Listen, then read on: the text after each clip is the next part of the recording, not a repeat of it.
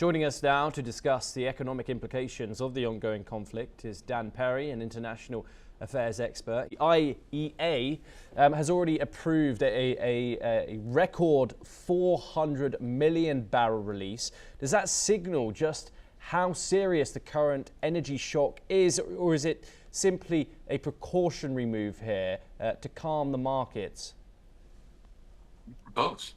The motivation for releasing the oil reserves is obviously to calm the markets, and that is a wise thing to do, regardless of whether the world can somehow survive without the oil going through the Strait for some time. And as I say, to a degree, the world as such can, because it is only a fifth of the world's oil. But we see that the global economy does not react well to this kind of shock.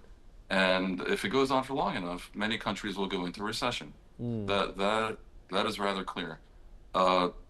It's obvious that the world system cannot live easily with this going on for many weeks and many months. And clearly, even though it can be expected to adjust, humans adjust to anything and economies adjust to anything, Iran is betting it can outlast the world's patience to deal with an oil shock. We have memories of an oil shock back in 1973. It wasn't pretty.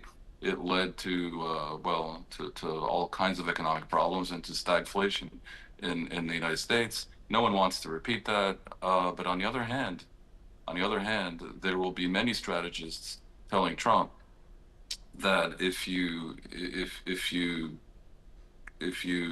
stay calm and wait for the regime to fall and actually have a plan to bring that about, then a free Iran negotiating normally and trading freely with this entire region, no longer being a threat to anyone, would not only bring down oil prices, but would bring down insurance premiums and would create all kinds of efficiencies in the Persian Gulf itself with the other oil exporting countries of that part of the world. And so the economic benefit, the economic upside of seeing the war through might be worth paying a price right now. In terms of domestic opinion, this war is not very popular in America. Donald Trump also not very popular on the economy domestically. How long can the United States, the Trump administration, take to, how long can they stay in this war, given the economic implications it is causing? We, of course, have November midterms coming up. How do you expect this to develop on those terms? We have a very strange situation right now in the world where so much depends on the whims of one man, Trump, who isn't trusted to comport himself reasonably by a significant part of the world's population. No one can predict what Trump is going to do. The one thing I can say for sure is that the Congress can stay his hand, and the Republican Party currently has a majority in both the Senate and the House. They've recently voted down a measure to force him to seek approval of Congress to carry out war action, but they can turn on a dime. So a lot depends on whether public opinion in the U.S. scares the Republicans into taking action on the Hill. And if that occurs, then they can make things extremely difficult for Trump and very costly. And if he is seen as leading the Republicans to a terrible thrashing in November election, then it's possible that even though he himself no longer is standing for re-election, that will cause him to think twice, because he will not want to have the stain of being such a loser upon him, and he'll deploy the other potential narrative, which is he always has the option of declaring victory. I mean, he has declared victory over far less real victories than what's already attainable in Iran.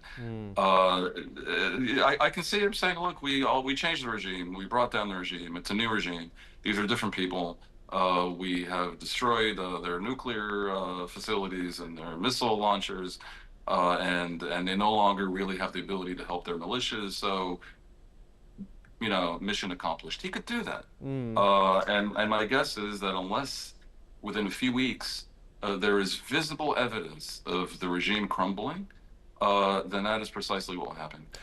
Because the political support in the U.S. is so problematic right now that there's no upside for him in Yeah. insisting on a continuation when he has an alternative.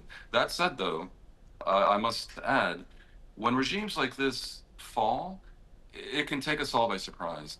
It is quite possible that elements inside, including in the military, will understand that something has to happen quickly, and some kind of black swan event domestically in Iran is not inconceivable in the coming weeks because they themselves know that if the Americans walk away, that is a lost opportunity to bring down a regime that is opposed by 80 or 90% of the population. And Dan, of course, this Strait of Hormuz, this is one of Iran's, if not Iran's, key point of leverage that it has in this conflict.